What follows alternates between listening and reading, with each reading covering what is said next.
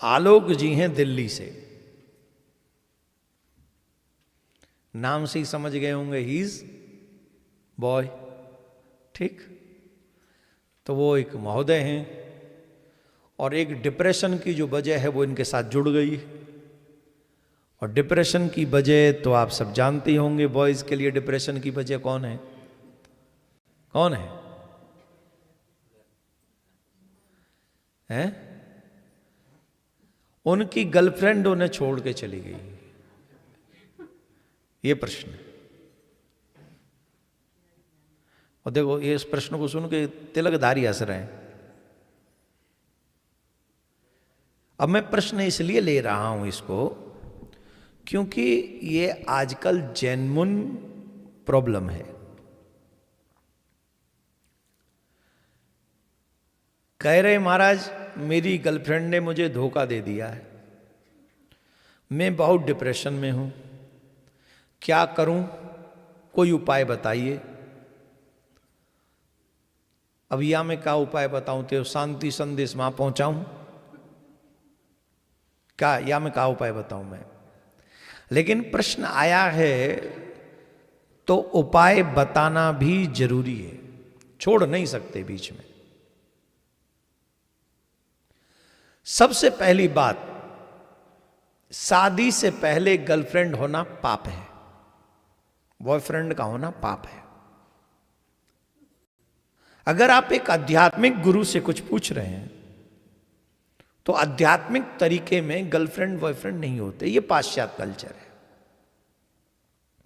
ये कौन सा कल्चर है, ये पाश्चात्य कल्चर है। अगर आपको प्रेम है, स्वाभाविक हमारे हिस्ट्री में ऐसी कई कथाएं हैं जिनको प्रेम हुआ है तो उन्होंने उनसे विवाह किया है, उस प्रेम का निर्वहन किया। हमारी हिस्ट्री है ऐसी। कई राजाओं के नाम आप जानते हैं, मुझे बताने की जरूरत नहीं है। तो अगर प्रेम है तो आप विवाह कीजिए।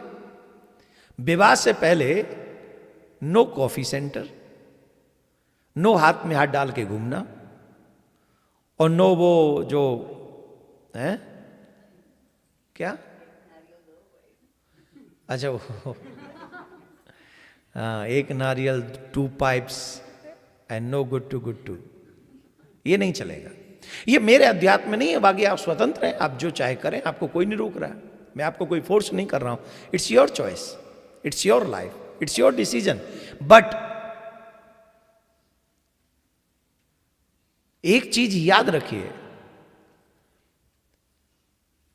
जीवन 2 तरीके से चलता है, एक अच्छे तरीके से और एक बुरे तरीके से। ये तरीका बुरा है, ये अच्छा तरीका नहीं है। आपको कोई रोक नहीं सकता, कानूनी तौर पे भी नहीं रोक सकता। आप फ्रीडम में हैं, आप अपनी जीवन जी रहे हैं, ये अच्छी बात है। लेकिन आध्यात्मिक तरीका ये ठीक नहीं है। होटलों में चले जाना आप किसी अनमैरिड बच्ची को लेके, इट्स नॉट गुड। और आजकल तमाम बच्चियां इस बात के शिकार हो रही हैं कि उन्हें ब्लैकमेल किया जाता है आफ्टर स्टे इन होटल। उनके वीडियोस, उनके पिक्चर्स उन्हें दिखा कर उनको डराया जाता है। जबकि उन बच्चियों को हम बता दें, एक बात आपको सबको बता दें, अगर आपको कोई ऐसे ब्लैकमेल करता है तो वो कानूनी अपराध कर रहा है। आप अगर पुलिस को जाके उसकी बात बता देंगे तो पुलिस उसे तुरंत जेल में डाल देगी। बजाय उसकी गलत हरकतों को मानने के आपको सीधे पुलिस स्टेशन चले जाना चाहिए और उसको सजा दिलवानी चाहिए। जो आपको फोटो वीडियो, पहली बात तो वो उसे अधिकार ही मत दो कि वो तुम्हें ब्लैकमेल कर सके। दूसरा, आप उसे ये दूसरा अधिकार मत दो कि वो तुम्हें बार बार कहे सीधे जाओ पुलिस स्टेशन। वो आपका सगा नहीं हो सकता जो आपको ब्लैकमेल कर रहा है। तो खैर मैं इसकी बात कर रहा हूं, ये बहुत महत्वपूर्ण है। इसीलिए मैंने कहा कि आप अपने बच्चों के साथ भी अगर ये सुने तो जरूर है। अगर ओपन माइंडेड होना है तो ज्ञान के लिए हुई है, कैसे बुरे दिनों से बचा जा सकता है। शायद कई चीज़ें ऐसी हैं जो हर बाप अपनी बेटी को नहीं समझा सकता, हर माँ अपने बेटे को नहीं बता सकती, और हम जिस जगह पे ठाकुर जी ने बैठा ले वहाँ से हर चीज़ बताई जा सकती है। और ये आध्यात्मिक ज्ञान है, ज्ञान से आपके बच्चे बच सकते हैं अंधकार में जाने से फंस सकते, जो फंसे हुए हैं वो बच सकते हैं अंधकार में फंसने से। मेरी गर्लफ्रेंड छोड़ के चली गई महाराज, मैं डिप्रेशन में हूं, मैं क्या करूं? देखो एक बात बताएं, भगवान कभी कभी अच्छे के लिए करता है। क्या करता है? अच्छे के लिए करता है। इसमें डिप्रेशन में जाने वाली कौन सी बात है? और बड़े गजब के आदमी हो यार तुम। डिप्रेशन में इसलिए चले गए कि गर्लफ्रेंड छोड़ के चली गई। अरे डिप्रेशन में जाना हो तो तब जाना जब तुम कह सको कि तुम मेरी माँ मुझे छोड़ के चली गई, मेरे पिता मुझे छोड़ के चले गए। वो डिप्रेशन में जाओगे तो वो भी भक्ति हो जाएगी। क्या है डिप्रेशन करते, ये ठीक नहीं। बहुत सुंदर बात मैं आपको बताने जा रहा हूं। जीवन में धोखे, विश्वासघात और टूटे मन को शांत करने के लिए भूत भावन भोलेनाथ की आराधना करनी चाहिए और इस मंत्र का जाप करना चाहिए नित्य। इससे आपके मन को शांति मिलेगी। वो मंत्र है ओम नमः शिवाय। यज्ञोपवीत नहीं हुआ हो तो सिर्फ बोलेंगे नमः शिवाय। इस मंत्र का जाप 108 बार करिए। पुराणों में आता है कि शिव मंत्र से मन में अंदर की अशांति, भय, दुख, अति लगाव को वह काट देती है, उसे दूर कर देता है। इससे जिसने दर्द दिया है उसकी याद धीरे धीरे कम होती है। अब ये जो गर्लफ्रेंड छोड़ के चली जाए, किसी की प्रेम का छोड़ के चली जाए, तो आराम से नींद भी नहीं आती, भोजन नहीं अच्छा लगता। क्यों? कि बोली याद बहुत आती है। याद आती है तो उसके संग बिताए हुए पल बहुत याद आते हैं। यही सब लफड़ा चलता रहता है उन लोगों का। तो शिव मंत्र के जाप करने से वो याद धीरे धीरे कम हो जाती है, वो याद तुम्हें तंग नहीं करती है। हनुमान चालीसा का पाठ करें, मानसिक शक्ति और कष्ट निवारण हो जाएगा। तुलसीदास जी ने लिखा है संकट कटे। तो एक तरीके से जो छोड़ के चली जाए, धोखा दे के चली जाए, उसे तुम संकट ही समझो अपनी लाइफ में। भाई बॉयफ्रेंड धोखा दे तो, गर्लफ्रेंड धोखा दे तो, दोनों के दोनों ही एक दूसरे पे संकट है। हाँ जी कि ना जी? हैं जी? तो संकट कैसे कटेंगे? हनुमान चालीसा से। संकट कटे मिटे सब पीरा जो सुमिरे। तो जो हनुमान जी के नाम का जाप करेगा उसके संकट कट जाएंगे, वो डिप्रेशन में जा ही नहीं सकता। मैं तो हमेशा ऑलवेज एक बात कहता हूं अपने बच्चों को, जब तक गुरु मंत्र न मिले नमो भगवते वासुदेवाय की 1 माला 5 माला नित्य करवाया करो। जब तक बॉयफ्रेंड गर्लफ्रेंड बनाने के चक्कर की उम्र तक जाएंगे, पहला बात तो अगर बचपन से इस मंत्र का जाप करेंगे तो मैं दावे से कह सकता हूं वो गर्लफ्रेंड नहीं बनाएंगे, बॉयफ्रेंड नहीं बनाएंगे। और बना भी लिए और छोड़ के भी चले जाए, वो डिप्रेशन में कभी नहीं जा सकता। इंटरनली उस मंत्र का शक्ति जो पावर है उसे डिप्रेशन में जाने से बचा लेगा।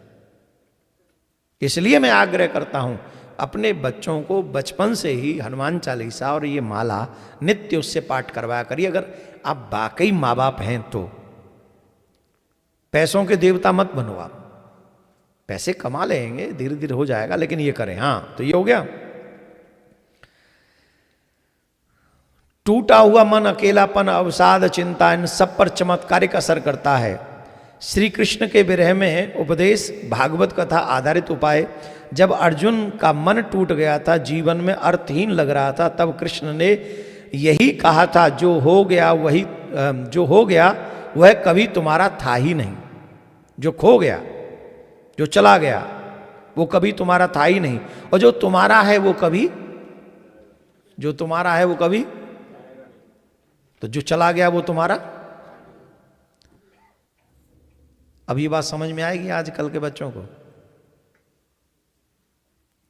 क्यों नहीं समझ में आएगी? क्योंकि गीता नहीं पढ़ी है जी। कौन को रो है? हाँ, बोलना नहीं है बीच में। हाँ जी, नहीं अभी मैं जब आपसे पूछूं तब। अभी पहले बाकी गर्लफ्रेंड चली गई का उपाय बता लन दो पहले। अब मैं एक एक प्रश्न पे इसलिए इतने विस्तार से बोल रहा हूं जिससे आपको उपाय भी मिले, समाधान भी मिले और पुराणिक उपाय मिले। मैं कोई मनगढ़ंत नहीं, नींबू काट के 4 कील गाड़ के और फिर यूं क्लॉकवाइज घुमा के पीछे मुड़ के मत देखना, फेंक दे, चौड़ाई पे गाड़ आना, ये नहीं सिखा रहा हूं आपको। आपकी हर समस्या का समाधान हमारे रामायण में है, पुराणों में है, और सात्विक है। कोई गलत नहीं, किसी का बुरा नहीं होने वाला। और आप सनातनी हो, सात्विक मार्ग पर चलो। अगर आप सात्विक मार्ग पे चलेंगे तभी बात बनेगी। अगर बिगड़ना है तो कुछ भी करो, फिर तो कोई रोक नहीं सकता। कौन रोकेगा हमें? तो इसके लिए बहुत जरूरी है सात्विक जीवन में वही उपाय भी स्वीकार करें जो रामायण में हो, गीता में हो, पुराणों में हो, उनको स्वीकार करेंगे तो ज्यादा अच्छा होगा।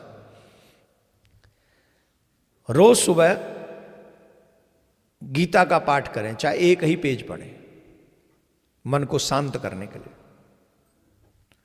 जरूर करना है, यह अवश्य करना चाहिए। एक कहानी आ रही है मुझे याद, आपके इसी प्रसंग से संबंधित। एक बार भगवान श्री कृष्ण, आपको तो पता ही हमारे ठाकुर जी माखन खाने में बड़े मास्टर आदमी, वो 56 भोग नहीं खाते, वो माखन खाते हैं। और 56 भोग उन्हें अच्छे भी नहीं लगते, माखन बहुत अच्छा लगता है उनको। तो ठाकुर जी माखन खा रहे थे। अच्छा, एक मटकी बहुत अच्छी लगती थी उनको, उसी मटकी में से बार बार उसी मटकी में से माखन खाते थे। मैया यशोदा को भी लगता था ये मटकी बहुत प्रिय है, इसे बहुत ज्यादा प्रिय है।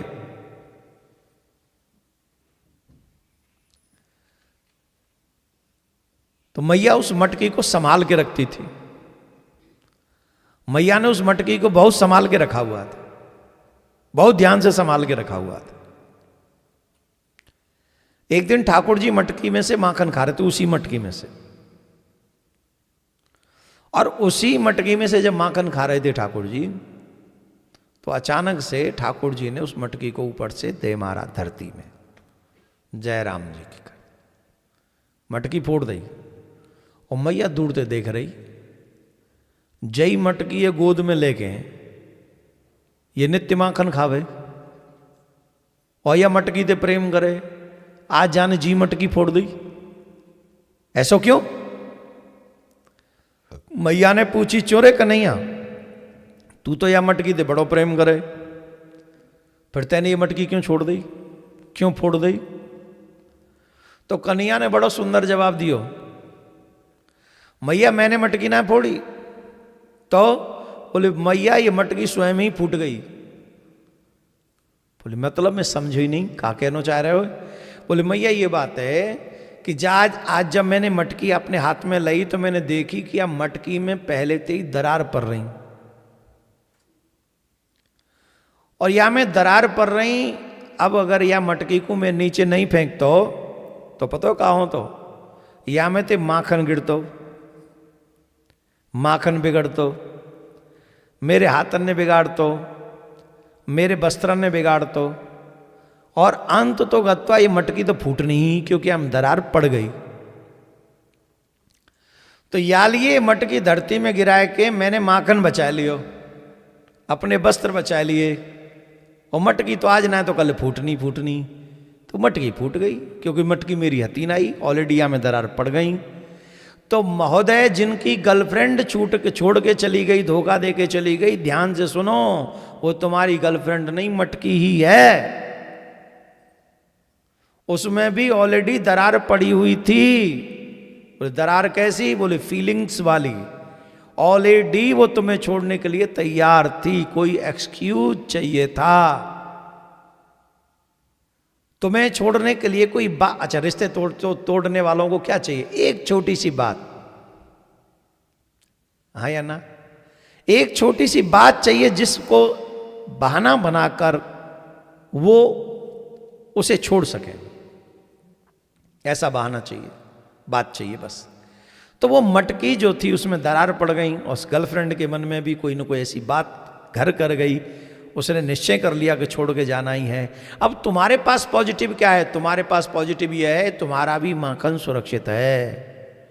माखन सुरक्षित है माने तुम्हारा मन सुरक्षित है।